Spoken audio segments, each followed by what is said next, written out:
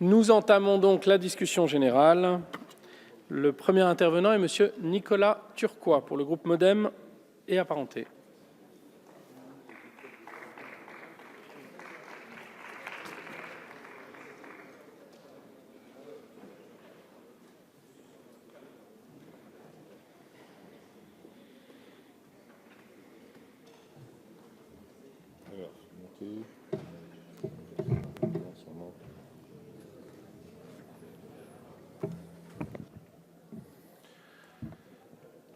Monsieur le Président, Monsieur le Ministre, Monsieur le rapporteur, mes chers collègues, l'agriculture, nous le savons bien, est un sujet majeur pour notre pays qui est une puissance agricole importante de l'Union européenne, avec 27 millions d'hectares de surface agricole, soit près de la moitié de la superficie du territoire. Il s'agit d'un sujet au cœur de l'identité française. Ce projet de loi dont nous allons à nouveau débattre cette semaine est donc un texte important pour notre pays et notre économie et traduit une véritable volonté de transition. L'inversion de la logique de construction des prix afin de mieux rémunérer les agriculteurs.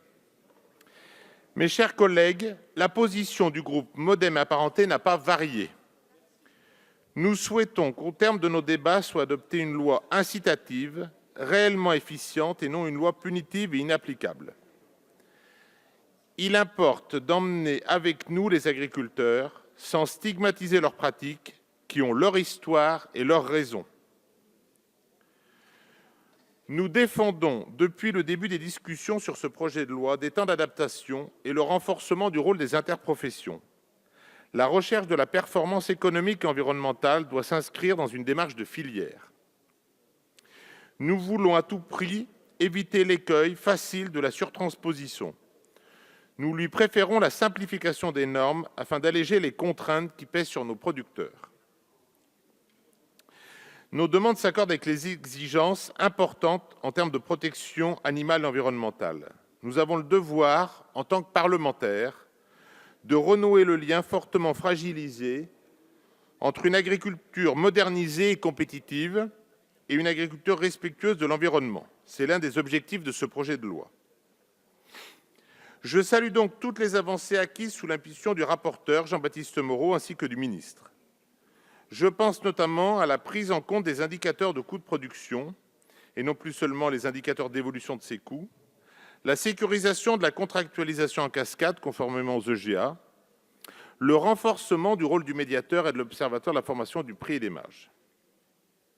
Mais cette loi, mes chers collègues, ne sera une réussite que si tous les acteurs concernés s'y retrouvent.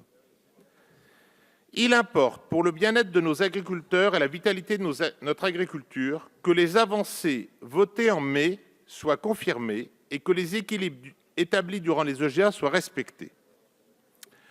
Je pense notamment à ce stade à deux dispositions dont le groupe MoDem, par la voix de Richard Ramos, était à l'origine et qui ont été adoptées en première lecture. La première avait pour objectif d'empêcher les acteurs de pénaliser de façon disproportionnée les retards de livraison. Artifice qui pourrait avoir comme volonté de contourner l'article 1er et de compenser les prix fixés contractuellement. La deuxième était relative à l'injonction du président du tribunal de commerce adressée à l'encontre des sociétés récalcitrantes à déposer leurs comptes. Le travail parlementaire a permis un véritable enrichissement et approfondissement du texte. Mais il est nécessaire que ces avancées soient maintenues. Non seulement elles doivent être maintenues, mais ce projet de loi doit aussi s'inscrire dans un soutien d'ensemble à notre agriculture afin de renforcer la profession et la faire gagner en compétitivité.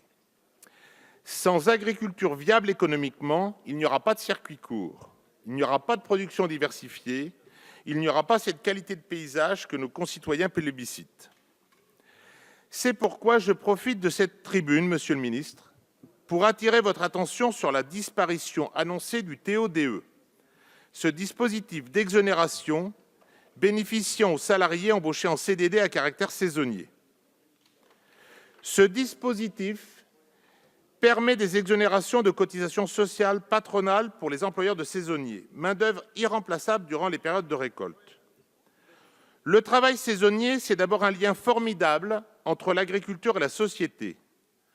Combien d'entre nous, ici présents, ont ramassé des pommes des melons, des fraises, castrer du maïs, cueillir des cocos de Paimpol, faire les vendanges ou je ne sais quelle autre production quand nous étions étudiants. C'est un premier pied à l'étrier du travail dont on se souvient toute sa vie.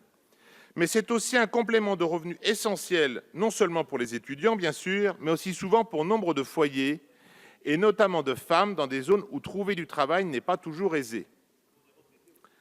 La suppression de cette exonération menace la vitalité de nombreuses exploitations, car le coût de la main-d'œuvre est déterminant sur ces productions. Vous avez parlé, Monsieur le ministre, lors des questions au gouvernement de ce jour, d'une perte de 60 millions d'euros pour la ferme France, entre la suppression du dispositif TODE et la transformation du CICE en réduction de charges pérennes. Je tiens toutefois à souligner que ce n'est pas une perte pour la ferme France, mais pour les quelques milliers d'exploitations qui embauchent des saisonniers. L'impact sera considérable. Ces exploitations sont en phase avec votre projet de loi, Monsieur le ministre, par la proximité, la diversité et la qualité de ce qu'elles apportent. Nous comprenons et nous partageons la volonté d'économie du gouvernement. Il est urgent de sortir de la spirale d'un accroissement continu de la dépense budgétaire.